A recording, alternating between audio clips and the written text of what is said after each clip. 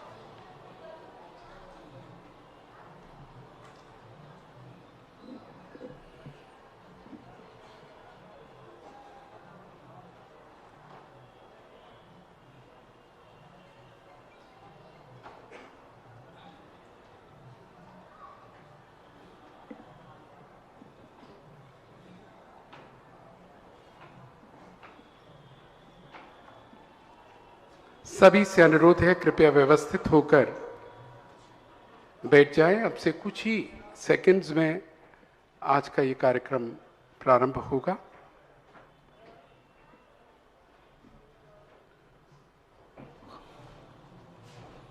अपराह्निक प्रक्षणा स्वाध्याय बेलायाम श्री का विषय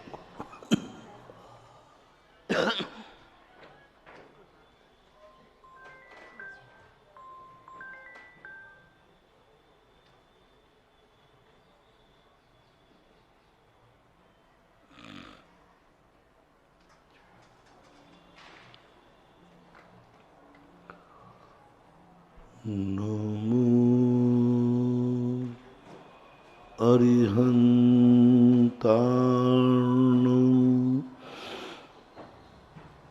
नमो सिद्धार्णं नमो आयरियार्णं नमो वज्रायार्णं नमो लोये शवशाहूर्णम्।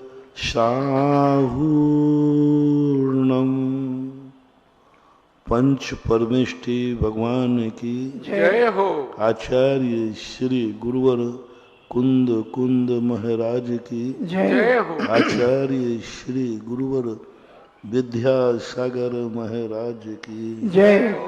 परम पूजनी निर्व्यापक श्रमण मुनि श्री सुधा सागर जी महाराज की जय हो। बोले परम पूज्य क्षुल्लक श्री गंभीर सागर जी महाराज की। सभी श्रोतागण एवं जिज्ञासु पूज सभी को नमोस्तु करें। नमोस्तु महाराज जी। इक्षामी महाराज जी। पत्रकार महेंद्र जैन इंदौर से पूछते हैं, नमोस्तु महाराज जी, इंसान हर परिस्थितियों में बेबस होता है, अपने दुख के क्षण किसी और को दे नहीं सकता, सुख के क्षण अपने लिए खरीद नहीं सकता। महाराज जी, धर्म का आलंबन लेकर किस प्रकार संतुष्टि पाई जा सकती है? देना लेना कुछ है ही नहीं। मार दूसरे को सुख देने का भाव करना है, आधा सुखी तो वो वैसे ही हो जाएगा। सुख कोई ले नहीं सकता, लेकिन सुख की बातें तो दो हम कह सकते हैं। सुख के निमित्त तो मिलाए जा सकते हैं। हम किसी को सुख नहीं दे सकते, लेकिन उसके लिए ऐसे अनुकूल वातावरण बना दें जिससे वह दुख भुलाया जा सकता है। हम किसी को दुख बांट नहीं सकते, ठीक है, लेकिन हम दूसरे दुखी आदमी के लिए सहयोग कर सकते हैं। तो ऐसा एकांत नहीं है। धर्म यही तो कला सिखाता है। तुम किसी को सुख दे नहीं सकते, लेकिन तुम उसे सुख की अनुभूति करा सकते हो। नहीं तो ये प्रवचन उपदेश काहे के हैं? कितने बार प्रवचनों में तुम संकलेशित होते हो, बोले आज मेरा प्रवचन सुनकर के बिल्कुल शांति हो गई, एकदम शांति हो गई। जो मेरे में कसाय भड़क रही थी, वो परसों जो कहा ना, तो एक सज्जन आए, नाम नहीं लेता हूँ आप लोगों में से, महाराज जी मेरा आज शाम को झगड़ा करने का बहुत मूड था कि तुमने ऐसा क्यों नहीं किया, तुम्हें करना चाहिए। लेकिन जब आपका प्रवचन सुना, जो होता है वो अच्छे के लिए होता है, तो मैंने सोचा हो सकता है ये काम इसलिए नहीं हुआ हो तो होता है, ऐसी बात नहीं है। तो कई बार वही तो आज सुबह के दो दिन से प्रवचन चल रहे हैं, कितनी जिंदगी को आनंददायी है। हम क्यों सोचें कि सब बुरे के लिए हो रहा है? हम एक कगार वो भी रखें, एक दृष्टि वो भी रखें जो शायद हुआ है बहुत अच्छे के लिए हुआ है। मैंने तो ज़्यादातर देखा जब जब बुरा होता है उसके बाद कुछ ना कुछ अच्छा जरूर होता है। दुख के बाद सुख की बारी आती है। दुख के बाद जब जब बुरा होता है, जिस जिसका अपन ने बुरा किया, अपन करते हैं कि हमने बुरा कर दिया, उसका कुछ ना कुछ अच्छा जरूर हुआ है। अपने साथ भी ऐसे ही होता है। 50 बार देख लेना, जिसका जितना जो बुरा सोचता है उसका उतना वो अच्छा भी हो सकता है। थोड़ा वो अपने उपादान को जागृत कर लेना तो तुम उसका कुछ नहीं कर सकते। इसलिए निमित्त निमित्त एक संबंध है। अभी अपन शांत बैठे हैं, सामने से कोई गाली देते आ जाए तो अभी गुस्सा आ जाएगा। अभी अपन शांत बैठे हैं, यहाँ सारे हीटर और कूलर चालू कर दिए जाए तो ठंड लगने लग जाएगी। तो कूलर हमें ठंड दे नहीं सकता, लेकिन हमारे शीत कर्म की उदीर्णा तो कर सकता है। ठंडी हवा चल गई, अब कल से ठंडी हवा चल गई, सबके गरम कपड़े निकल आए, तो गरम कपड़े किसने निकलवा दिए? ठंडी हवा ने। हवा हमें ठंडी नहीं देगी, वो हमारी ठंडी की उदीर्णा करा सकती है। निमित्त नैमित्तिक संबंध को कभी भूलना नहीं चाहिए, उसको सदा याद रखना चाहिए। डॉक्टर मगन जैन आष्टा से पूछते हैं, नमोस्तु महाराज जी, आत्मनिंदा किसे कहते हैं?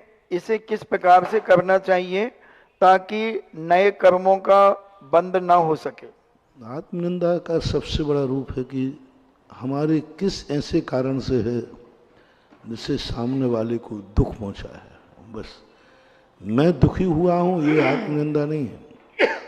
मेरे कारण से कौन दुखी हुआ है, मेरे कारण से किसकी इज्जत कम हुई है। अभी 2 दिन पहले कहा था ना कि मैं ना भारत में जन्म हुआ है, कहीं मेरे कारण से भारत का गौरव कम तो नहीं हुआ। मेरा जिस कुल में जन्म हुआ है, कहीं मेरे कारण से मेरे माँ बाप का कुछ गौरव कम तो नहीं हुआ। हमारी जाति मेरा जैन जाति में जन्म हुआ है, कहीं जैनत तो हमसे कमजोर तो नहीं हुआ। हम मंदिर गए हैं, कहीं ऐसा तो नहीं कि मेरे कारण मंदिर की गरिमा गई हो, कहीं ऐसा तो नहीं मेरे कारण से गुरु की गरिमा गिरी हो। तो मेरे कारण से किसी का भी ग्राफ नीचे गिरता है, उसकी फीलिंग करना ही आत्मनिंदा है। मेरे कारण से किसी भी व्यक्ति का किसी भी रूप में यदि गौरव कम हुआ है, उसकी फीलिंग होना ही आत्मनिंदा कहलाती है। अपने में लगाएं, हमारे खुद के कारनामों के कारण से हमारा खुद का ग्राफ गिरा हुआ है, तो आत्मनिंदा के योग्य है कि देखो मैंने अपने हाथ से ही अपना गौरव गिरा दिया, अपने हाथ से मैंने अपने पैर पर कुल्हाड़ी मार ली, मैं अपने हाथ से ही अपने जीवन का ऊंचाइयों से मैं नीचाई पे आ गया। ऐसी जो आत्मानुभूति होना, आत्मग्लानि होना, उसी को बोलते हैं आत्मनिंदा। श्रीमती चंदा जैन आष्टा से पूछती हैं, नमोस्तु महाराज जी, निश्चय ने हमारी दृष्टि में क्या क्या परिवर्तन लाता है? निश्चयवत हमारा हौसला बुलंद करता है। निश्चय ने हमें अहंकार से बचाता है। निश्चय ने हमारी कमजोरियों को द्रोहित करके हमें विल पावर देता है, बहुत पावर देता है। हम अपनी पर्यायों से इतने जकड़े हुए हैं कि हम सोच नहीं सकते कि कभी हम इतने महान बनेंगे। निश्चय ने कहता है तू भी भगवान है, तेरे अंदर भी वो शक्ति है जिस शक्ति को देखकर तू नमस्कार कर रहा है, जिस शक्ति को देखकर तू कह रहा है कि ओहो ऐसे भी लोग दुनिया में हैं, वो शक्ति तेरे अंदर भी है। निश्चय करने को मैंने कहा था, निश्चय नहीं यदि आत्मा की पर्याय बन जाए तो फिर कभी टेंशन हो ही नहीं सकता, कभी टेंशन नहीं होगा, क्योंकि वो जानता है ये पर्याय मिट जाएंगी। निश्चय कहता है वह त्रिकाली सत्य जो उत्पाद और व्यय ध्रुव से भी ऊपर है, पर्यायों से भी ऊपर है, पर्यायों के भी अंदर है। तो निश्चय न एक वो शक्ति है जो समस्त प्रकार की आकुल व्याकुल परिणामों को शांत कर देता है। यदि निश्चयभाषी नहीं है तो निश्चय वाला व्यक्ति तो बिल्कुल एकदम शांत, वो कभी कह ही नहीं सकता कि कुछ बुरा हो रहा है, वो कह रहा है सब अच्छा ही हो रहा है, बुरा तो कुछ है ही नहीं। त्रिकालिक उस शुद्ध शक्ति पर उसकी दृष्टि टिक जाती है। शुद्ध त्रिकालिक आज भी है, कल भी है, कल भी रहेगी। वह हमेशा सिद्धों के सामने बैठ करके भी निश्चय न हमें, मैं भली सिद्ध नहीं हूँ लेकिन सिद्धत्व की अनुभूति करा देता है, अभाव में सद्भाव की अनुभूति करा देता है। मैं शुद्ध नहीं हूँ और शुद्ध की अनुभूति हो रही है, मैं सुखी नहीं हूँ और सुखी की अनुभूति हो रही है, मेरे पास वो वस्तु नहीं है फिर भी वस्तु की अनुभूति हो रही है, मैं सिद्ध नहीं हूँ मुझे सिद्ध की अनुभूति हो रही है। इसी का नाम तो शुद्ध उपयोग है। मैं शुद्ध हूँ नहीं लेकिन आनंद उस शुद्ध तत्व का आ रहा है। कितनी बड़ी बात, वो वस्तु मैं खा नहीं रहा हूँ लेकिन आनंद वही वस्तु का आ रहा है। निश्चय में वो शक्ति है जो वस्तु को प्राप्त होवे या नहीं होवे लेकिन तुम्हें उस वस्तु का आनंद दिला देता है, क्योंकि वो त्रिकाली होता है, शक्ति के रूप में विद्यमान होता है। यशवंत सिंह जी ललितपुर से पूछते हैं, नमोस्तु महाराज जी, जब राजा स्मरणिक भगवान महावीर स्वामी के समोस्वर में जा रहे थे, उनके हाथी के पैर से मेंढक का मरण हुआ, तो महाराज जी पाप किसे लगेगा, दोष किसे लगेगा, राजा स्मरणिक को या फिर उस मेंढक का ही ऐसा कर्म का उदय था? किसी को नहीं लगेगा, दोनों शुभ परिणाम से जा रहे थे। राजा अपने शुभ परिणाम से जा रहा था, भगवान के दर्शन करने के लिए हो जा रहा था। हाथी को लगेगा नहीं, क्योंकि हाथी इतना विवेकवान नहीं है, उसको मारने का भाव नहीं आता, उसको जितना दिख रहा था तो दिख रहा था। अब रही बात प्रवृत्ति करने की, तो राजा को असंयम का दोष लगेगा, हत्या का दोष नहीं लगेगा, असंयम का दोष लगेगा। असंयम का अर्थ उसने दूसरे पशु का अपने सुख के लिए आलम्बन लिया। हमारे यहाँ इंद्रिय संयम और प्राणी संयम, ये दो असंयम हैं। ये दोनों असंयम अविरति के पास है, लेकिन वो हत्यारा नहीं है। हत्या करना अलग चीज है, हिंसा करना अलग चीज है, और जीवों का जो वध होना अलग चीज है। असंयमी अविरति जो है, जीवों का वध उससे होता है, लेकिन वो जीवों का वध करता नहीं है। होता है, जीवों का वध होता है लेकिन करता नहीं है। पंचेंद्रियों के विषयों को वो भोगता है, लेकिन वो मिथ्या दृष्टि नहीं है, क्योंकि वह जानता है कि मेरा यह स्वरूप नहीं है, फिर भी मैं ग्रहण कर रहा हूँ और मुझे ग्रहण नहीं करना चाहिए। अपनी कमजोरी को मानता हुआ औषधिवत, तो औषधि के समान उसकी दृष्टि हो गई है। इसलिए ना तो हाथी को दोष बहुत कम लगेगा, क्योंकि हाथी स्वयं नहीं चल रहा था, राजा चला रहा था। महावत को और कम लगेगा, क्योंकि वो नहीं चला रहा था, राजा की आज्ञा चला रहे थे। अब राजा को असंयम का दोष लगेगा बस, बाकी उसके मेंढक की हत्या का दोष नहीं, बैरभाव नहीं बंधेगा उसमें। ऐसा वैभव जैन मालपुरा से पूछते हैं, नमोस्तु महाराज जी, विद्या सुधा शिवरावती संघ का अगर पूरे भारत का एक ड्रेस कोड हो जाए तो महाराज जी बहुत अच्छा रहेगा आपके आशीर्वाद से। अभी थोड़ा एक आध साल संगठन चलाओ अच्छी तरह, बढ़िया संगठन बनाओ, बढ़िया अच्छे कार्य करो, अच्छे तुम लोगों को जो बताए निर्देशन कि अपने नगर के हर मंदिर में एक एक महीने में एक एक बार सब सामूहिक पूजन करो, एक सामूहिक साल भर में एक बार सामूहिक कोई विधान किसी क्षेत्र पर करके थोड़ा अपना कुछ दिखाओ करके, यूनिफॉर्म जो फिर सब चीज़ें हो सकती हैं, लेकिन फिर कुछ करो तो सही, कुछ अब अपना संगठन को जीवित करो, पहले संगठन में उत्साह लाओ, पहले संगठन में जो कार्य बताए थे उन कार्यों को करो, अच्छी तरह करो, और जब उसकी उपलब्धि होगी समाज को, समाज समझेगी कि हाँ इन लोगों से बहुत बड़ी उपलब्धि है, फिर सारे नियम कानून बाद में बनेंगे। देश सन 1947 में आज़ाद हुआ था, कानून 1952 में बना, सन 1950 में 50 या 52 जो भी हो, पर तुरंत तो नहीं बना ना, 2 साल 4 साल देश चला, 47 में हुआ संविधान, 50 या 52 में बना। तो आप तो अभी तुम्हें 2 ही महीने नहीं हुए, कम से कम साल 2 साल आज़ादी से तुम कुछ करो, फिर संविधान बनाया जाएगा। सचिन जैन बाहुबली नगर इंदौर से पूछते हैं, नमोस्तु महाराज जी, घमंडियों का आचरण देखकर उनके प्रति उत्तम क्षमा के भाव नहीं हो रहे हैं, हमें ऐसा कौन से पाप का बंध होगा? किसको?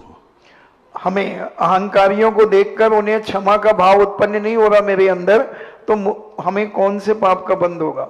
घमंडी को क्षमा करने की जरूरत ही नहीं है, वो तो घमंड में चूर है, उसे तुम क्या क्षमा करोगे?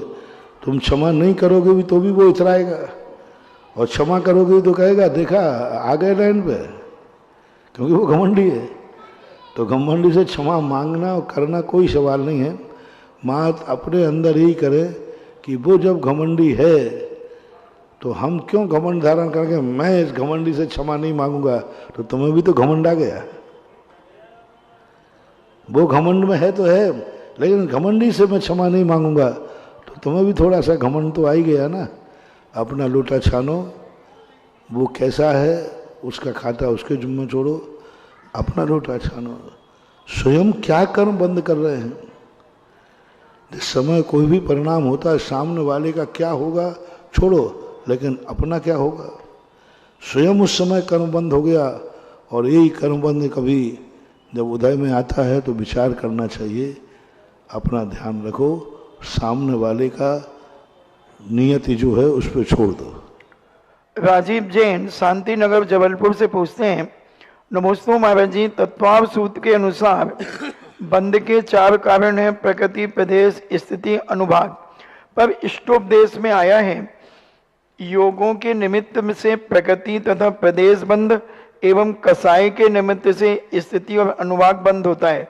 महाराज जी समझ में नहीं आ रहा, कृपया समझाने का प्रयास करो। इस वक्त बंद सीधे हैं, ये जैन दर्शन के कोड शब्द है। प्रकृति बोलते नेचर को, स्वभाव को। जब कोई राग द्वेष भाव जिस क्वालिटी का करता है उतनी वर्गणाएं आकर के हमसे आकर के कर्मबंध रूप परिणत होती हैं, तो उसमें प्रकृति डालना एक रॉ मटेरियल आया है वहाँ से। कितने ज्ञान को ढांकेंगे, कितने दर्शन को ढांकेंगे, कितने चारित्र को ढांकेंगे, तो प्रकृति बंद होता है। प्रदेश बंद का अर्थ होता है क्वांटिटी, किसने प्रदेश आए बंटवारा करना, ज्ञानावरणी को कितने देना, दर्शनावरणी को कितने देना। 8 कर्मों के प्रदेशों की क्वांटिटी निश्चित करने का नाम प्रदेश बंद होता है। ये कर्म कितने समय तक टिकेगा उसका अवधारणा करना स्थिति कहलाता है। अनुभाग, इसमें कितनी ताकत है फल देने की। जब ये फल देगा तो कितना ज्ञान को ढांकेगा, कितने दर्शन को ढांकेगा। क्रोध उदय में आएगा तो तीव्रता से आएगा कि मंदता से आएगा। तो जो उसका फल देने की क्षमता है, शक्ति है, क्वालिटी है वह कहलाता है अनुभागबंध।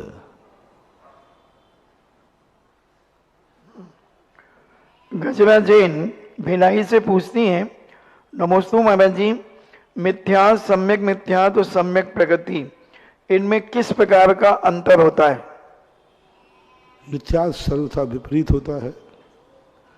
सम्यक मिथ्यात्व में व्यक्ति डमाडोल रहता है, ये भी सही है, ऐसा है, लगता है ये सही है, नहीं वो भी सही दिख रहा है। संदेह नहीं, संदेह में यह भी यह है या यह है, ऐसे दो कोटि का ज्ञान हो जाता है।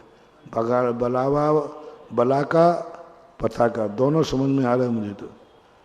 बला का भी हो सकता है, पथा का भी हो सकता है। सम्यक मिथ्यात्व में बला का भी सही है, लेकिन किसी अपेक्षा से पथा का भी सही है। मतलब वो सम्यक और मिथ्या के बीच की एक ऐसी मिश्र दशा हो जाती है। उदाहरण दिया है, दधी गुड़वत, जो कोदों होते हैं, कोदों को दही गुड़ में मिला देने से वे मादक हो जाते हैं, शराब बन जाती है। वही कोदों के खाते हैं, चावल खाते हैं, गुड़ भी खाता है, गुड़ भी खाते हैं, लेकिन उन्हीं को यदि मिला करके रख दिया जाए तो वो मादक हो जाते, शराब हो जाते। तो ऐसी मिश्र दशा की स्थिति बनती है। जात्यंतर प्रकृति बोलते हैं, ना इस जाति की है ना उस जाति की है। इस जाति का भी अंश है और उस जाति का भी अंश है।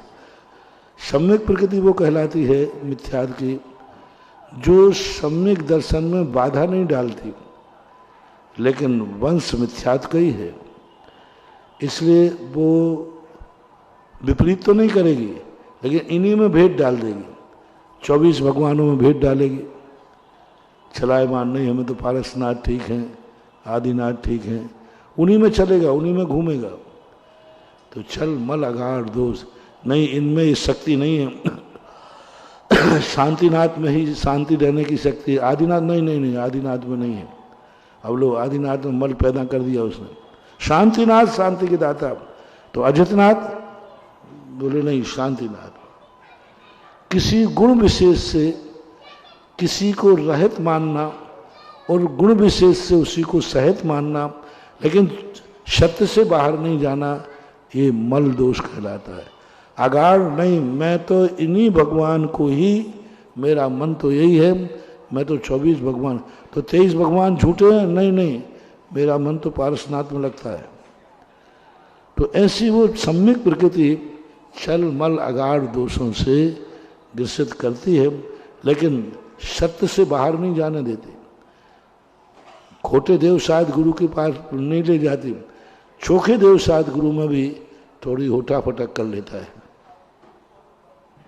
चलिएगा, जिज्ञासा समाधान के अभी लाइव सेशन में आप सभी का स्वागत है।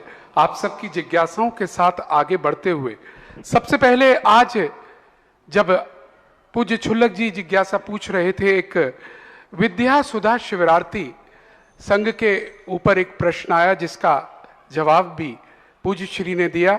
उसी पर पूज्य श्री हम भी अनुरोध करना चाहेंगे, क्योंकि आज प्रातः काल के आपके प्रवचनों से अत्यधिक प्रभावित हुए हैं। हम भी सोचते थे, हालांकि हम जान ही रहे हैं कि राजनीति बहुत गंदी है और कभी कोई कह भी देता था हम दूर हो जाते थे, लेकिन आज आपने जो इंफीरियोरिटी कॉम्प्लेक्स राजनीति के प्रति से हटाया है, उसके ज्ञान चक्षु हम लोगों के खोले हैं। प्रतीत हुआ है इस तरफ वाकई जैन समाज उदासीन है, हम देख ही नहीं रहे हैं उस दृष्टि से। आज जिस तरह से आपने हम सबका आत्मावलोकन कराया राजनीति के प्रति, उसी संदर्भ में हमारा अनुरोध है, ये जो एक बहुत बड़ी फोर्स खड़ी हो रही है विद्या सुधा शिवरार्थी संघ, हमने स्वयं आपके इस शिविर में देखा 3,500-4 हजार शिवरार्थी तो थे ही, इसके अलावा पिछले 30 शिविरों के शिवरार्थी, 1 लाख शिवरार्थियों की एक पूरी फौज है। अगर आप पूज्य श्री कुछ ऐसी योजना बनाकर दे, अभी वर्तमान में जो इलेक्शन चल रहे हैं, जो राजस्थान में चल रहे हैं और जो मध्य प्रदेश में चल रहे हैं, उसमें कार्यकर्ता बनकर ये लोग निकलें। जो भी हमारे जैन प्रतिनिधि खड़े हो रहे हैं, क्योंकि सब कार्डर बेस्ड होता है काम, और जिस वक्त वोटिंग होती है उस वक्त वोटरों को बाहर निकालना किस तरह से ये काम हो, तो हमारे लोग क्या इस काम में आगे आने चाहिए, ये आपसे दिशा निर्देशन चाह रहे हैं। हमने एक बहुत पहले बात कही कि आपका एक एजेंडा होना चाहिए। जो पार्टी अपनी पार्टी के टिकट में जैनियों का भी हिस्सा रखे, वही पार्टी हमारी है, उसी का हमें साथ देना है। हम ये नहीं कह रहे हैं कि आप 100% रखें, 1% सही, 1 सही, 2 सही, 5 सही, जो भी आपकी है, लेकिन आप जैनियों को कुछ रखे, तुम मक्खी के जैसे निकाल के फेंक दिया, हो रहा है, बहुत हो रहा है। और कहीं जैनी का नाम हो मंगलाचरण भी नहीं है। तो कम से कम उन पार्टियों को आप परहेज करें जिन पार्टियों में जैनत्व ने का खाता ही नहीं खोला, नाम ही नहीं दिया। हमें किसी पार्टी से मोह नहीं है, ना किसी पार्टी से हमें द्वेष है। हमें तो भारत की हर पार्टी भारतीय पार्टी है। लेकिन कम से कम इतना तो मैं चाहूँगा कि जैनियों को इतना तो अधिकार होना चाहिए कि भाई हमारा एक खाता तो खुला रहे। आप दस्तूर को तो दीजिए कि भाई मेरी पार्टी ने यहाँ पर एक फलाने व्यक्ति को जैन को दिया। और प्रातःकाल मैंने कहा था, हमें कुछ बहुमत नहीं चाहिए, हमें कोई पद नहीं चाहिए। जब भी देश की कोई सभा बैठे, उसमें एक जैनी की एक सदस्य जरूर होना चाहिए। पंचायत किसी का हो, लेकिन एक पंच सही, उस मीटिंग में एक जैन पंच बैठा है। और नगर पालिका के चुनाव में एक पार्षद सही, एक जैन बैठा है। विधानसभा में सब कुछ सही, एक जैन विधायक बैठा है। और मुझे विश्वास है कि जिस राजनीतिक सभा में एक जैनी भी बैठा है, तो एक जैनी भी सारी विधानसभा को प्रभावित कर सकता है और धर्म और धर्मात्मा की रक्षा कर सकता है, बैठने मात्र से, उपस्थिति मात्र से। जब देश का विधान बना, 48 लोगों ने मिलकर बनाया था, जिसमें 16 जैनी थे। देश का विधान की फोटो छपी हुई है। विधान जो सबसे पहले संविधान बना, उसमें फोटो छपी, उसमें 16 जैनी हैं। मैंने खुद अपनी आंखों से उसको पढ़ा और पूरा फोटो लगा हुआ मूल कापी में। तो ये जैनियों का जो अस्तित्व है, अपनी सत्ता, अपना अस्तित्व कायम रखना हर क्षेत्र में आज जरूरी हो गया। और यही सब, और इसके लिए, और जहाँ से जैन खड़ा हुआ है वहाँ अपनी पूरी ताकत लगा दीजिए। आप किसी भी पार्टी में हैं, यदि जैन खड़ा है तो जैन ही हमारी पार्टी है। आप अपनी पार्टी से कीजिए, साहब हम पार्टी के हैं, तुम्हारी पार्टी का प्रचार करेंगे, पर यहाँ वोट तो जैन को ही जाएगा, क्योंकि पार्टी से बड़ा हमारा भाई है, पार्टी से बड़ा हमारी जाति है, पार्टी से बड़ा हमारा धर्म है, पार्टी से बड़ा हमारी सज्जनता है। तो वहाँ पार्टी का व्यामोह मत देखिए।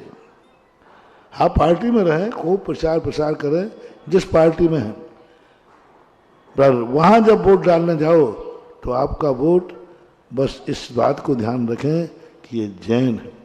आपको राष्ट्रपति जैसे बनो, राष्ट्रपति किसी पार्टी का नहीं होता, सबको मालूम है। लेकिन वोट डालने जब जाता है तो किसी एक को ही देता होगा कि सबको? किसी एक को ही देता होगा। बस ऐसे ही तुम बन जाओ, राष्ट्रपति है पूरे जैनी, किसी पार्टी के नहीं है, लेकिन जब अंदर जाएं तो उसी के हैं। जो किसी एक को डालने की बात आए तो अपना चयन करना चाहिए। मेरी परामर्श, मेरा सलाह तो यही है।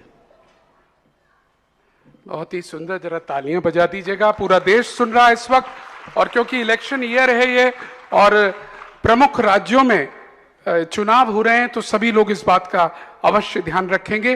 क्योंकि बात थोड़ी सी राजनीति की चल रही है, तो हमारे बीच में भी एक ऐसे शख्सियत यहाँ पर आए हैं जो अल्पसंख्यक आयोग के सलाहकार हैं, बैंगलोर से आते हैं, और नाम है सीए अंकुर जैन। जरा जोरदार तालियों के साथ इनका स्वागत करें, क्योंकि इनके प्रयासों में बहुत अच्छा प्रयास इन्होंने किया है।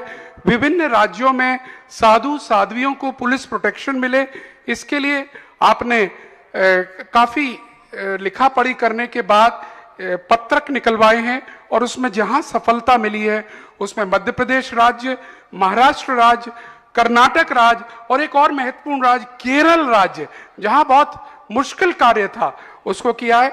हम आमंत्रित करेंगे सीए अंकुर जैन जी को जोरदार तालियों के साथ, और वो अपनी जिज्ञासा भी रखेंगे, अपनी बात भी रखेंगे और साथ ही हमारी कमेटी की ओर से उनका स्वागत भी करेंगे। माइक शीघ्रता से उन पर दिलवाएं।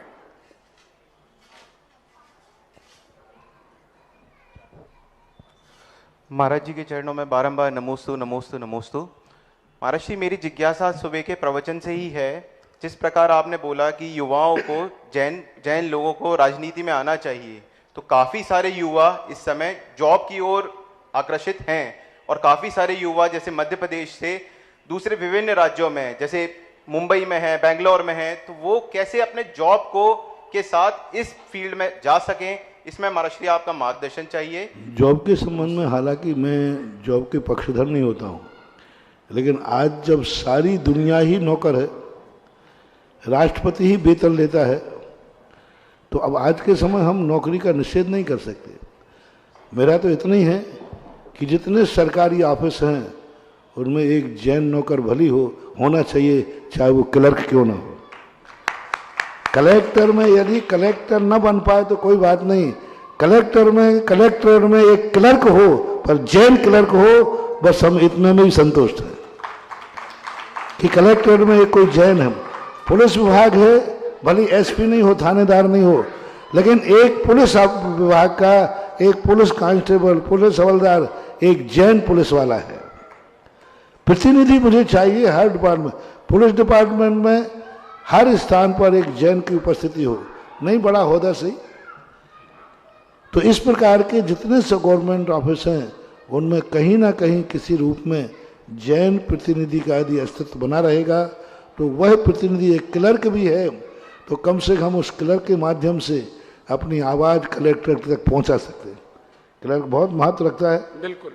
तो इस प्रकार के आपके जो जॉब आदि कर रहे हैं। अब रही बात आज प्राइवेट जॉबों की बात है, तो प्राइवेट जॉब का तो जो स्थितियां हैं वो आप सब जानते हैं।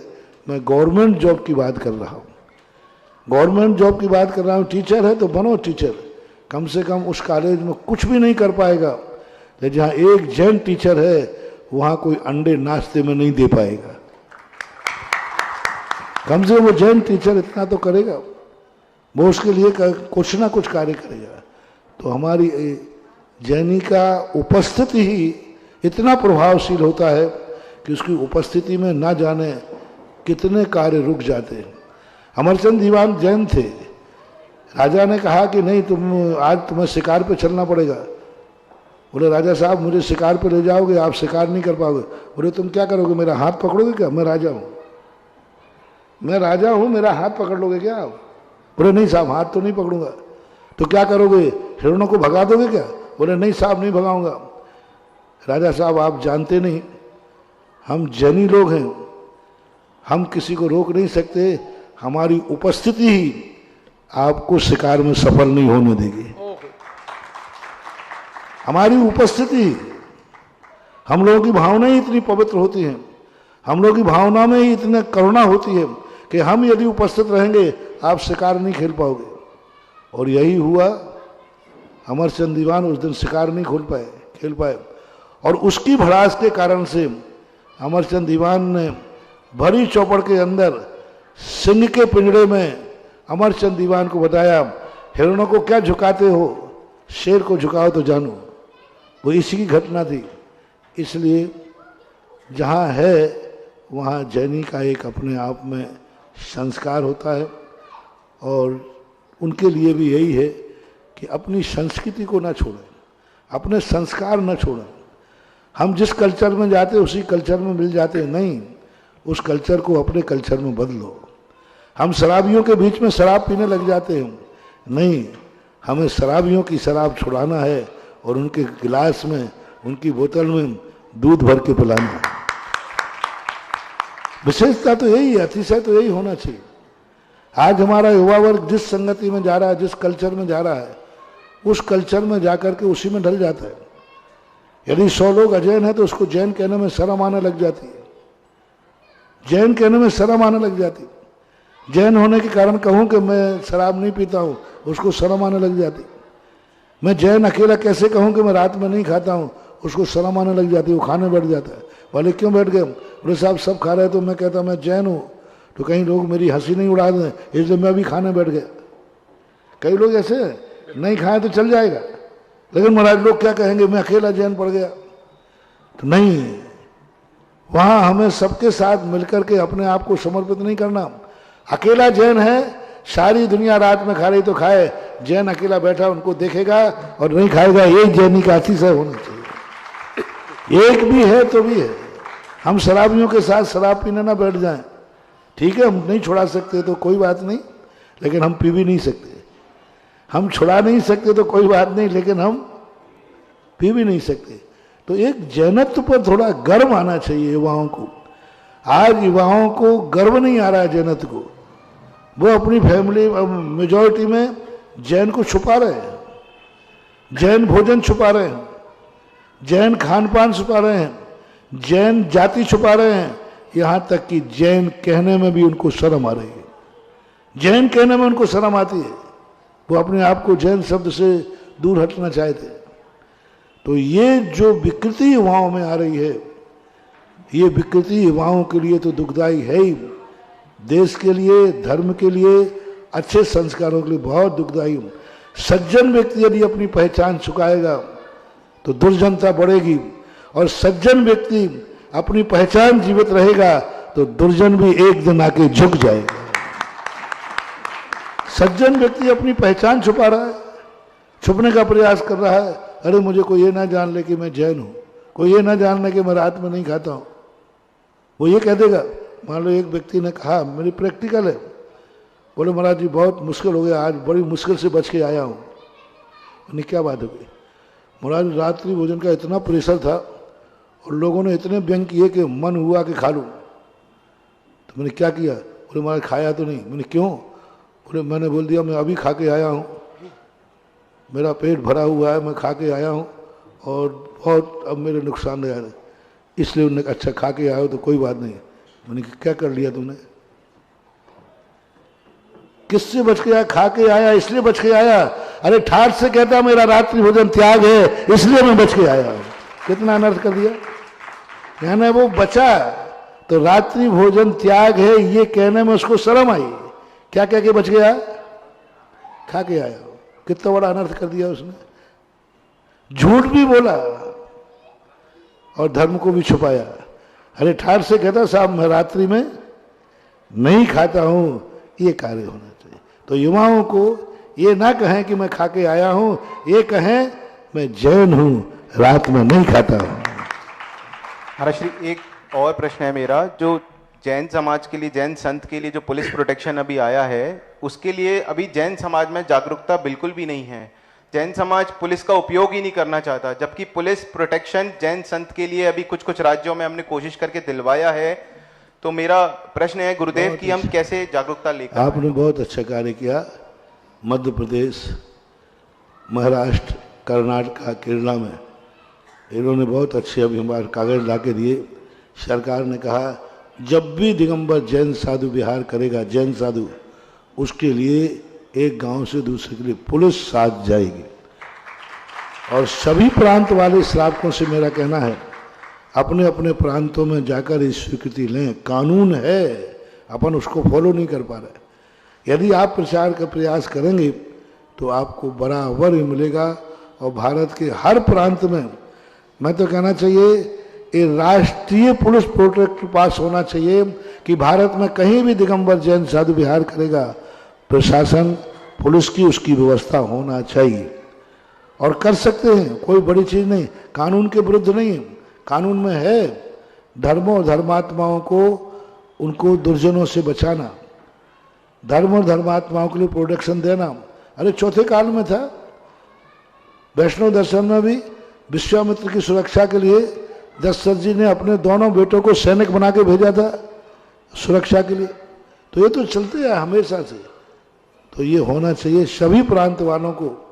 जो प्रांतीय कमेटियां हैं, जो प्रांतीय कमेटी हैं, तीर्थ क्षेत्र कमेटी, प्रांतीय कमेटी जो स्तर की कमेटी हैं, ये प्रयास करके एप्लीकेशन लगाएं अपने कलेक्ट्रेट में, अपने जो प्रांतीय विधानसभा आदि हैं, और वहाँ से प्रोडक्शन लेकर के रखें और उपयोग करें। बहुत बार पास हो जाता है लेकिन आप लोग उपयोग नहीं करते, आप थाने में सूचना नहीं देते। थानेदार कहते आप सूचना दीजिए, मैं प्रोडक्ट आपको सुरक्षा दूंगा, लेकिन अपन सूचना नहीं देते। पुलिस का प्रयोग करना चाहिए, ये कह के नहीं टालना चाहिए क्या जरूरत है, हम लोग तो शांत प्रिय हैं। तुम तो शांत प्रिय हो, सामने वाला तो शांत प्रिय नहीं। अंधा व्यक्ति एक लालटेन लेके जा रहा था, तुम लोग कहो साहब पुलिस वालों को, महाराज को क्या जरूरत है, जैनियों को पुलिस की क्या जरूरत है, वे तो अहिंसक है। महाराज को पुलिस की क्या जरूरत है, वो तो अहिंसक है।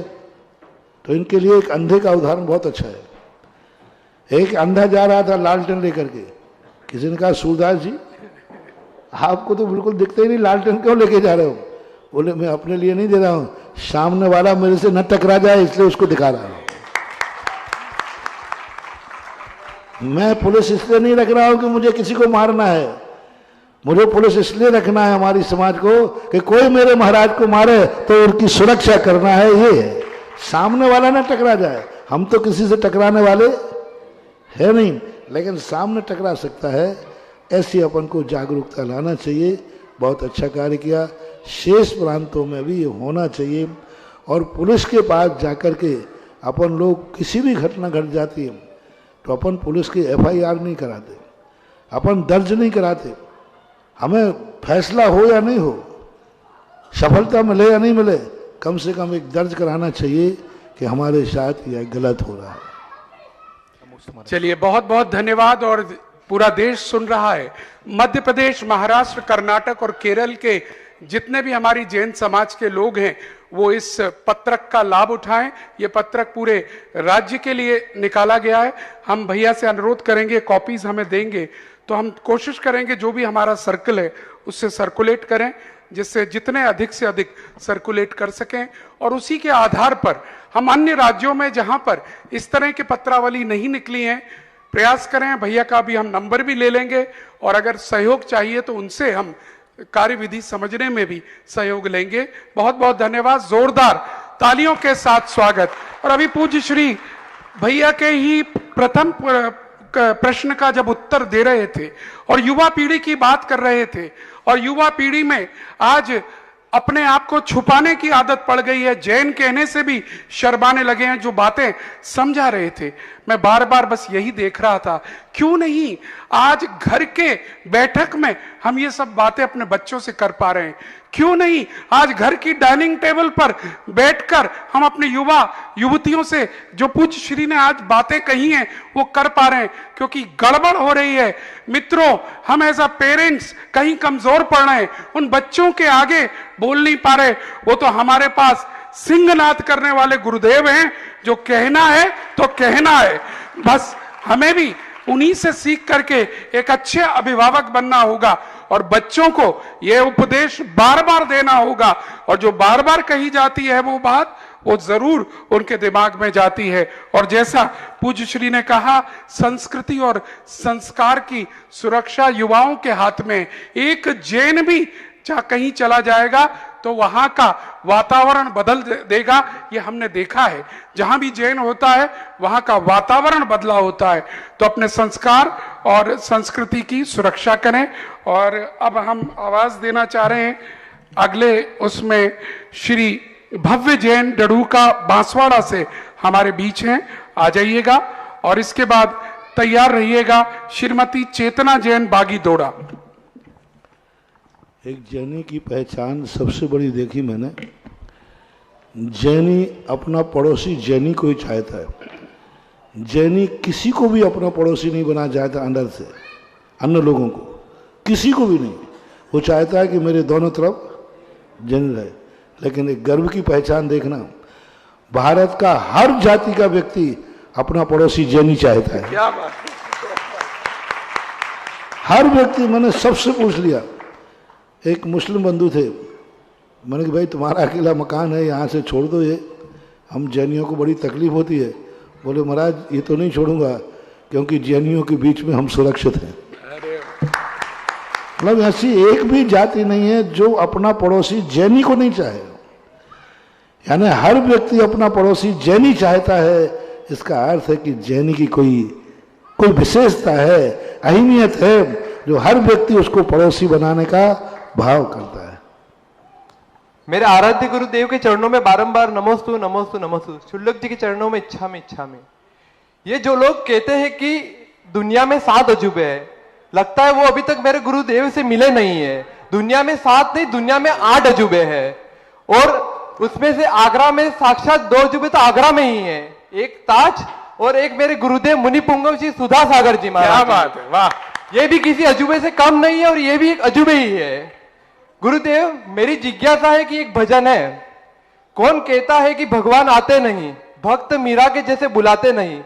तो गुरुदेव हम राजस्थान वासी, हम वागड़ वासी मीरा की तरह आपको वापस पुनः कैसे पुकारे कि आपके चरण पुनः वापस राजस्थान वागड़ में पड़े गुरुदेव। क्योंकि गुरुदेव वागड़ का विरोधे क्षेत्र हो, सुखोदय क्षेत्र हो, बड़ौदा का मंदिर, अर्थुना का मंदिर, डडुका का मंदिर, ये सभी आपको पुकार रहे हैं गुरुदेव। तो गुरुदेव हम आपको मीरा की तरह कैसे पुकारे कि जल्द से जल्द आपके चरण वागड़ में पड़े गुरुदेव। सारा भारत परेशान है, आचार्य को बुंदेलखंड से निकालना और मुझे राजस्थान से निकालना बहुत कठिन था। जब 20-25 साल हो गए राजस्थान रहते रहते, तो सारा भारत कहते हैं कि महाराज जी ये क्या मामला है, आचार्य को बुंदेलखंड से निकालना मुश्किल है, आपको राजस्थान से निकालना मुश्किल है। बड़ी मुश्किल से ये लोग निकाल पाए हैं, थोड़ा चलने दो। नमस्ते। लेकिन इसमें कोई दो राय नहीं है, राजस्थान में जो विकास की गंगा वही है, चारित्रिक विकास की, तीर्थों के विकास की, मंदिरों के विकास की। अभी टोंक से कुछ लोग आए थे कुछ दिन पहले और ये बता रहे थे टोंक के चारों तरफ तीर्थ ही तीर्थ है, और वो टोंक की लोग बताते हैं कि वो लोग मंदिर नहीं जाते थे, ऐसे ऐसे लोग थे। आज वहां ये जो पूज्य श्री एग्जाम्पल बताते हैं, हर घर में धोती दुपट्टा सूखना चाहिए, वो सब कुछ हम देख के आए। टोंक और उसके आसपास के क्षेत्रों में ये सब प्रथाएं चल रही हैं, इतना बड़ा परिवर्तन आया है। और बांसवाड़ा के भक्त तो ऐसा कोई एक दिन नहीं जाता कि आपकी क्षेत्र से कोई भक्त यहां आगरा ना आया हो। आपके सभी भक्तों को, आगरा वालों का बहुत बहुत अभिनंदन। और बागीडोड़ा से श्रीमती चेतना जी।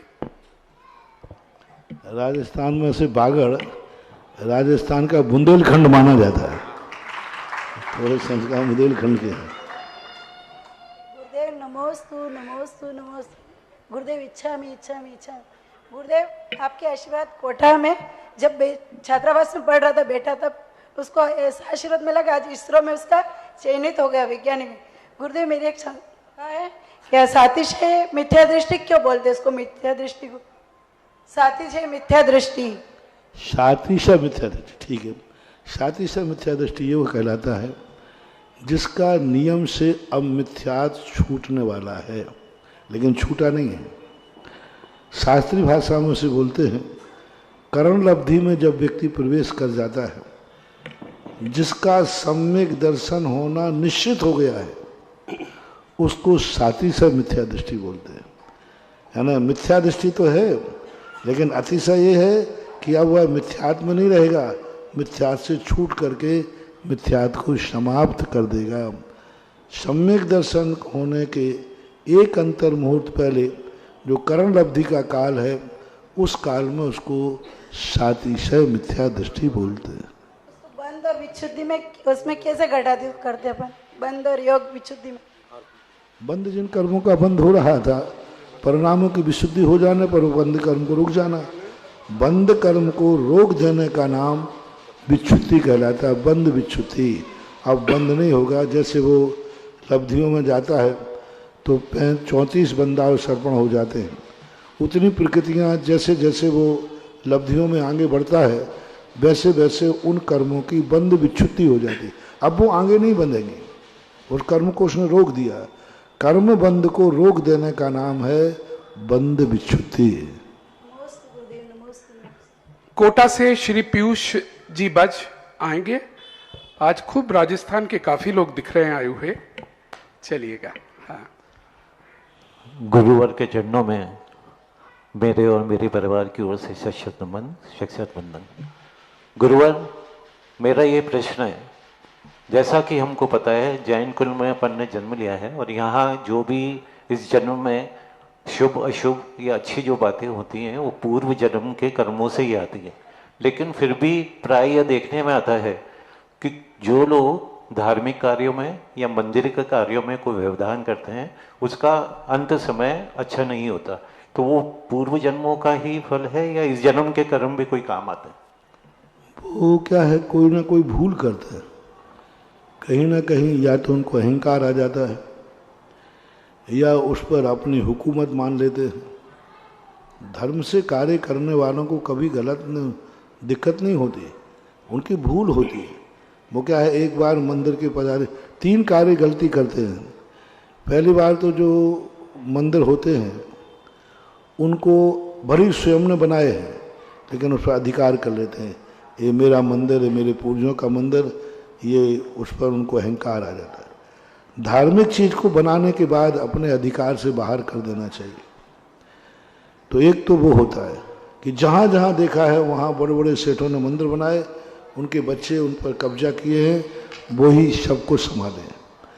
दूसरा कारण बनता है कि कभी कोई पदाधिकारी एकाध पद पर ट्रस्ट बन जाए, फिर वो उनसे हटता ही नहीं, वो ऐसी मोनोपोली बना देता है कि वो बैठेगा, उसके मरने के बाद उसका बेटा बैठेगा, बेटा के बाद पोता बैठेगा। वो ऐसे कानून बना देते हैं, ऐसी विधि बना देते हैं, ऐसा बायोलॉज बना देते हैं कि पीढ़ी दर पीढ़ी हो जाते हैं। तो उस व्यक्ति के जीवन का, ऐसे परिवारों का डाउनफॉल हो जाता है। तीसरा कारण बनता है पदों पर बैठ करके कर्तव्य निष्ठा नहीं करना, समय नहीं देना। पदों पर बैठकर एंगेज कर लिया, समय नहीं दे रहे हैं, काम रुका है तो रुका है, कौन क्या कर लेगा, पद तो मेरे पास है। काम नहीं होना, काम हो रहा है लेकिन नहीं होने देना। मैं पदाधिकारी, तुम कौन होते हो? मान लीजिए कोई दीवार गिरे तो गिर जाना, तुम कौन होते हो? पदाधिकारी मैं हूँ। स्वयं करना नहीं, दूसरे को करने नहीं देना। मंदिरों के विकास या संस्था के विकास में स्वयं करना नहीं, दूसरा करे तो नहीं करने देना। इन 3 कारणों से धार्मिक कार्यों में करने वालों के जीवन में डाउनफॉल आ जाता है, पतन हो जाता है। धीरे धीरे इतना हो जाता है कि लोग कहते देखो, फिर बदनाम कौन होता है? देखो इनके पूर्वजों ने मंदिर बनाए थे और आज इनकी दशा क्या है। ये सब राजस्थान में जब मैं गया, लोग डरने लगे, बोले महाराज मंदिर नहीं बनवाना, और कहीं दिलवा दो। मैंने कहा भाई मंदिर क्यों नहीं? मंदिर तो इतनी अच्छी चीज़ है। नहीं हम मूर्ति नहीं बैठाएंगे, मंदिर नहीं बनाएंगे। मैंने क्या बात है? अरे महाराज देखो उनके सेठ ने मंदिर बनाया था, आज उनकी क्या हालत है। देखो उन्होंने बनाया था, आज उनकी क्या हालत है। अरे मैंने कहा तो धर्म बदनाम हो गया।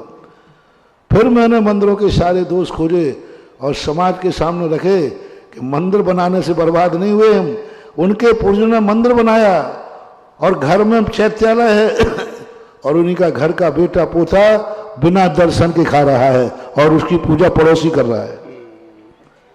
अब सेठ ने मंदिर किस लिए बनाया था कि परिवार के लोग बाहर नहीं जा पाएंगे, सेठ सेठानियां हैं।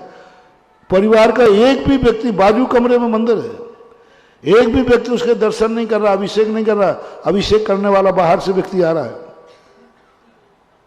अब क्यों नहीं बर्बाद होगा?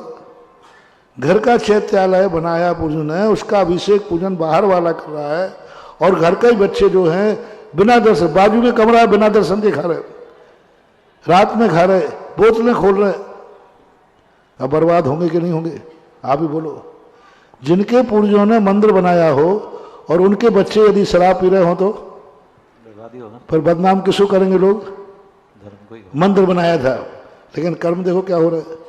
कितने धर्मात्मा रहे उनके पूर्वज, और उस धर्मात्मा कुल में जन्म लेने के बाद तुम्हारा ये आचार विचार है, ये है। और मंदिरों को अपने पूर्वजों के स्वयं दान नहीं करेंगे, पूर्वजों के बनाए हुए मंदिर पर अपना कब्जा जमा के बैठ जाते हैं। तो ये ऐसे कारण हैं जिन कारणों के कारण से धर्म कभी बदनाम नहीं होता। धर्म करने वाले, गारंटी मैं देता हूं, 7 पीढ़ी तक बाल बांका नहीं होगा। लेकिन शास्त्र के अनुसार चलो ना आप। आगम के अनुसार चलो ना, शास्त्र के अनुसार तय करके आप आगे बढ़िए। कुछ नहीं होता। धर्म से ऐसा होने लग जाए तो भगवान महावीर स्वामी हमारे दुश्मन नहीं थे। भगवान महावीर स्वामी जो हमें उपदेश दे गए वो हम सब जैनियों के दुश्मन थे क्या? क्या वो अपन का विनाश करना चाहते थे? नहीं, हम कहीं ना कहीं से चूक कर रहे हैं और बदनाम हम धर्म को कर देते हैं। ये प्रकार गुरुवार माता जी का है कि जो गलत कार्य करते हैं उनके लिए बात है, जो मंदिर के लिए गलत कार्य करते हैं या उनके लिए मेरा प्रश्न था। मंदिर के लिए गलत कार्य हाँ, या रीजन के शुद्ध भावना से नहीं करते, मंदिर के लिए कोई, उनके लिए मेरा प्रश्न था। तो इसी जन्म में उसका फल यही मिलता है क्या? इसी जन्म में भी मिल सकता है, जन्मांतरों में भी जाता है। हाँ, वो यही शास्त्रों में आया जन्मांतरों में से फल मिलता है। बहुत सारे भववांतर निकल जाते हैं। भववांतर कई भवों तक मिलता रहता है। एक महाराज के ऊपर एक दुर्गंधा ने, रानी थी, रानी बनकर के उनके ऊपर थूक दिया है, कुछ घृणा भाव किया। कितने भाव, शुक्री बनी, कुकरी बनी, गधी बनी, दुर्गंधा बनी। घटना एक बार की थी। एक बार उसने कहा ऐसा घृणा भाव किया मुनि महाराज से, लेकिन उसका फल कितने भवांतर मिला? तो बहुत मिल सकता है, तुरंत भी मिल सकता है। नमस्ते भगवान। चलिए, एक पहले मैं घोषणा कर दूं, आज एक भक्ति कलश स्थापना का सौभाग्य श्री चंद विजय कुमार जगनंदम अभिनंदन आगरा छिपी टोला परिवार को हो रहा है। वो आ जाएं और यहाँ पर भक्ति कलश स्थापित करें। जरा जोरदार तालियों के साथ उनका सम्मान करना चाहेंगे। साथ ही उन्हीं के परिवार और से अनुक्षा जैन छिपी टोला आए और अपनी जिज्ञासा भी साथ में रखेंगी। अच्छा, दो हैं, कौन से? अच्छा, दूसरा अनुक्षा जैन संजय प्लेस आगरा छिपी टोला। तो आरती लिखी और दूसरा भक्ति कलश विद्याराम देवचंद लोकचंद परिवार आ जाइएगा। हाँ हाँ, आइए, स्वागत, बहुत बहुत आइए, दोनों आ जाएं। और जिनकी जिज्ञासा है वह भी अपनी जिज्ञासा शीघ्रता से। अनुक्षा जैन कौन है? माइक ले लें और कृपया करके शीघ्रता से जिज्ञासा करें। गुरुदेव के चरणों में मेरा बारंबार नमोस्तु है। इच्छामी छुल्लक जी, गुरुदेव मेरा प्रश्न ये है कि अगर हमारे अंदर किसी के प्रति कसाय है, क्रोध है, हेटनेस है, तो उसको कैसे कम कर सकते हैं? या फिर मेरे को मालूम है कि सामने वाला मुझसे हेट करता है या फिर उसके मन में मेरे लिए कसाय है, तो मैं ऐसा क्या करूं कि वो कसाय कम हो जाए? पहली बार तो स्वयं की कसाय को पहले रोकना चाहिए, क्योंकि सामने वाले ने कोई गलती की है तो वह गलती हमसे भी हो सकती है, वह चूक हम भी कर सकते हैं।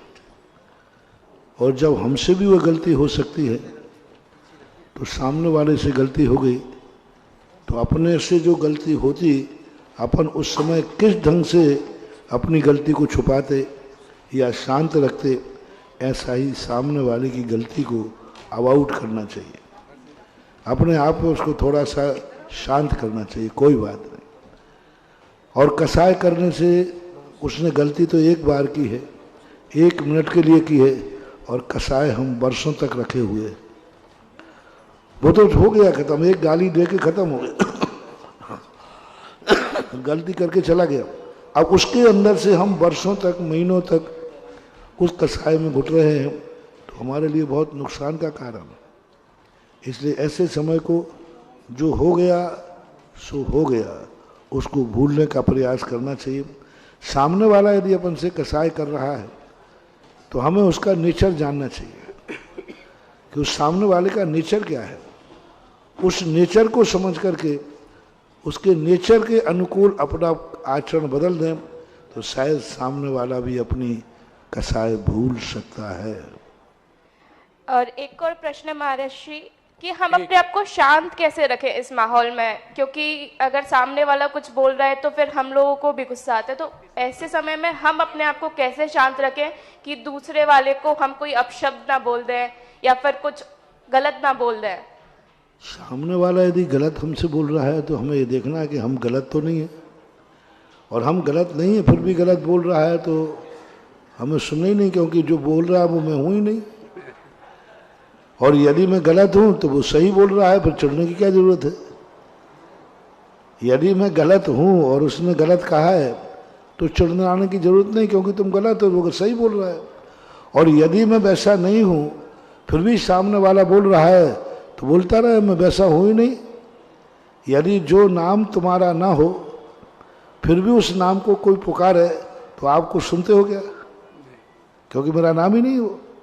इसी प्रकार जब मैं वैसा हूँ ही नहीं, कोई लाख हमें को कहे कि तुम ऐसे हो, तुम मूर्ख हो, तुम मूर्ख हो, मैं मूर्ख हूँ ही नहीं। कहाँ मूर्ख हूँ?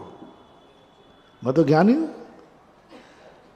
मैं कहाँ मूर्ख हूँ? मैं तो ज्ञानी हूँ। कैसे ज्ञानी हूँ? क्योंकि मुझे नमोकार मंत्र आता है। मुझे नमोकार, वो कह रहा मूर्ख है, इडियट कहीं के, हो ही नहीं सकता। अपने आप को कहो मैं मूर्ख हो ही नहीं सकता, क्योंकि मुझे नमोकार मंत्र आता है। और यदि भक्तांबर आता हो तो और गर्व करो, भगवान के नाम आते हो तो और गर्व करो। कम से कम नमोकार मंत्र जिसको आता है वो कभी मूर्ख हो ही नहीं सकता। तो इस ढंग से अपने आप को मोटिवेट करना चाहिए, क्योंकि मोटिवेट किए बिना हम सामने वाले पर कुछ नहीं कर सकते। जब हम अपने आप को मोटिवेट नहीं कर सकते तो सामने वाले से क्या अपेक्षाएं करते हैं, खुद को समझना चाहिए। चलिए, श्रीमती साधना जी जैन भोपाल। और जिससे पहले आप अपना प्रश्न रखें, मैं एक बार याद दिला दूं, 13 नवंबर को दीपावली महोत्सव इस पंडाल में बड़ी धूमधाम से हम पूज्य गुरुदेव के मंगल सानिध्य में प्रातः 6:30 बजे से मनाने जा रहे हैं।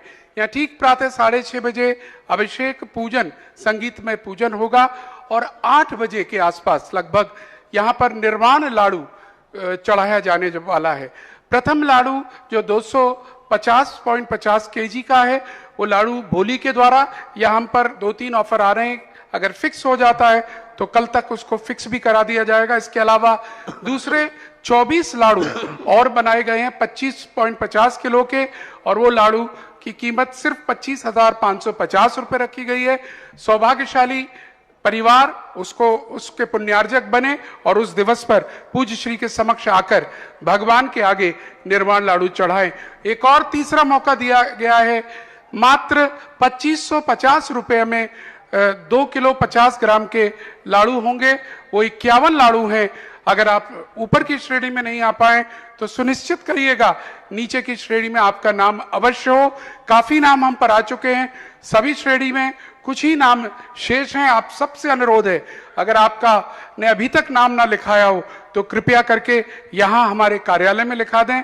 जो बाहर से हमारे दर्शक देख रहे हैं, हेल्पलाइन नंबर जिनवानी चैनल पर चलता है, वो आप हेल्पलाइन नंबर आप देख लें। उस हेल्पलाइन नंबर से आप कॉल करेंगे, हमारा ऑफिस में वहां पर नोट हो जाएगा। और इसके अलावा व्हाट्सएप पर भी जो कुछ सूचनाएं आ रही हैं उस पर भी वो नंबर दिया जा रहा है। और इसके साथ ही यहाँ पर एक और सूचना हमारे बीच आई है।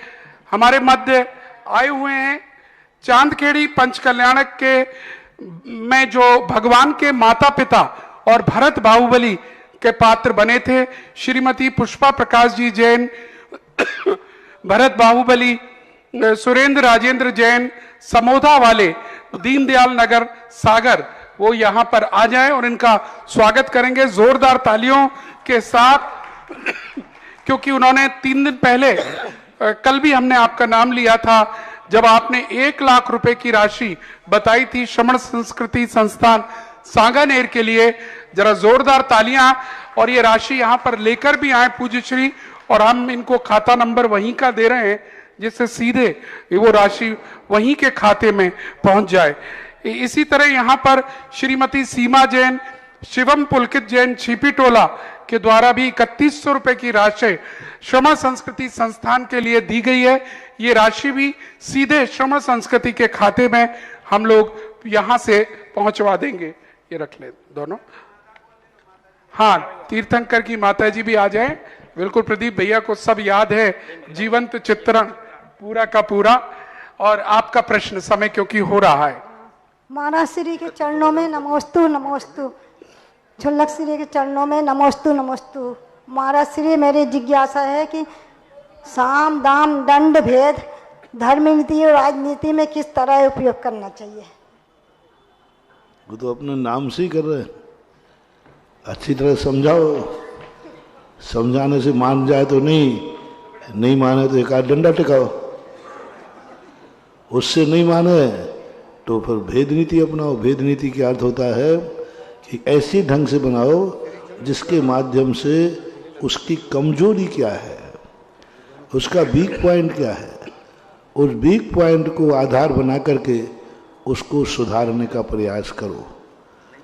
जैसे कई जितने दुर्गुणी होते हैं उनका कोई ना कोई कमजोरी होती है, बस उसी कमजोरी का फायदा उठा करके उनके लिए दुर्गुण से बचाया जा सकता है। धर्म में भी चलता है।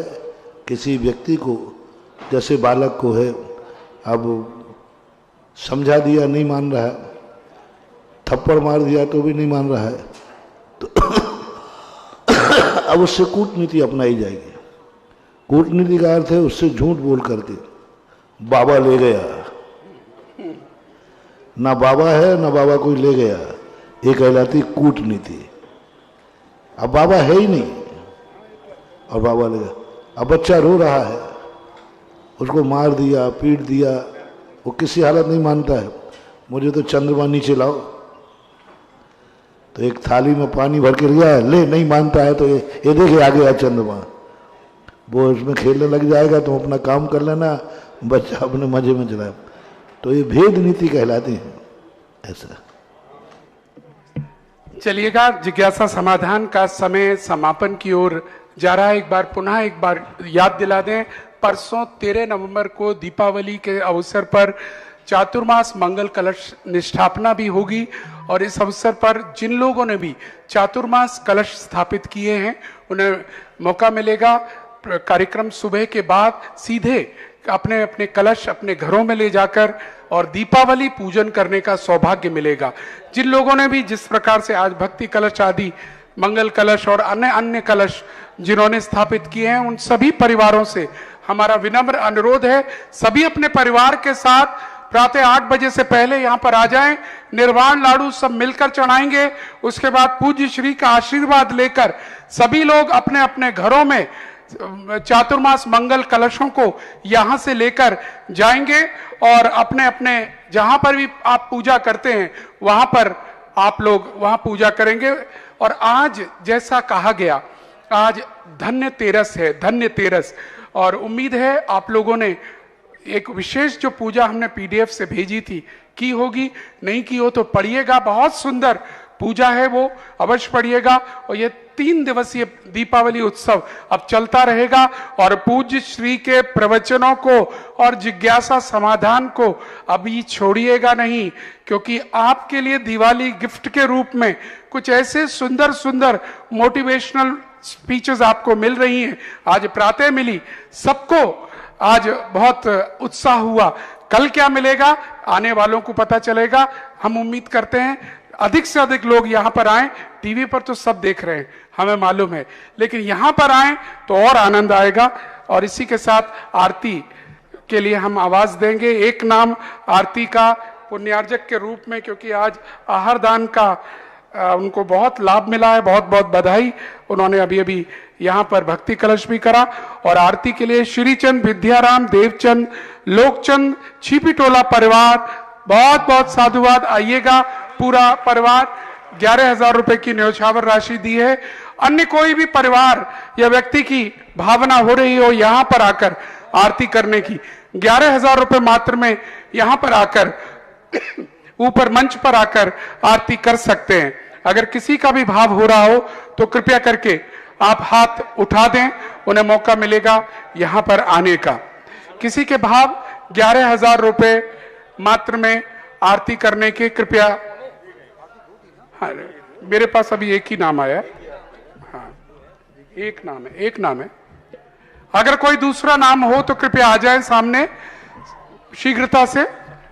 बाकी लोग सभी खड़े हो जाएं, नीचे अपने स्थान से आरती करेंगे। ये परिवार यहां करेंगे और हमारे कार्यकर्ता कमेटी थोड़ा अलग यहां से करेगी। हाँ बिल्कुल, हमारे भगवान के माता पिता तो से अनुरोध करेंगे विशेष आरती पुण्यार्जक बन के यहां पर आए, एक आरती का थाल दे दें। हाँ भाई सब आपके परिवार को बुला लीजिएगा।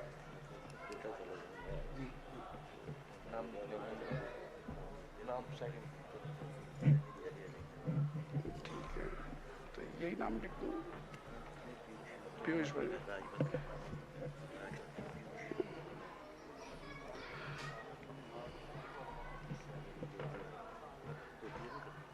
हाँ मैं नंबर दे दूंगा, मुझे फोन नंबर डाल दीजिएगा। शुरू करो भैया। भैया प्रारंभ करें।